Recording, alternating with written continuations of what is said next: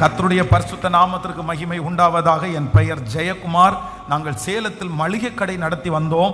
அதனால் ஏற்பட்ட நஷ்டம் காரணமாக கடன் அதிகமாகி எங்களால் சொந்த வீடு கடை எல்லாவற்றையும் இழந்து ஒன்றுமில்லாமல் கோயம்புத்தூர் பட்டணத்திற்கு 2008 வருடம் வந்து ஒரு வாடகை வீட்டிலே வசித்து வந்தோம்.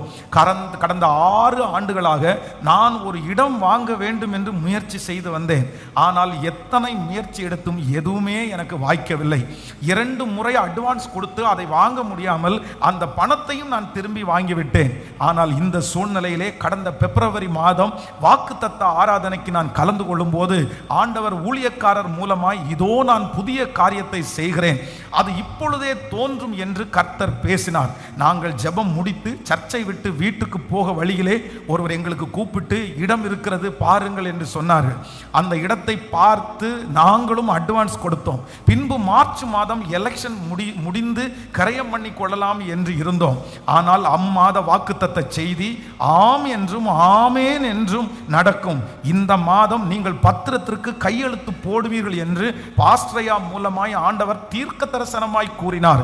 அப்படியே ஆண்டவர் சொன்ன வார்த்தையின்படியே மார்ச் 25 எல்லாவற்றையும் இழந்த எங்களுக்கு கோயம்புத்தூர் பட்டணத்திலே முதலாக ஒரு லேண்டை ரெஜிஸ்டர் பண்ணும்படியாய் பத்திரத்திற்கு கையெழுத்து போடும்படியாய் ஆண்டவர் உதவி செய்தார். நல்ல கரங்களை மேல தட்டி ஹல்லேலூயா.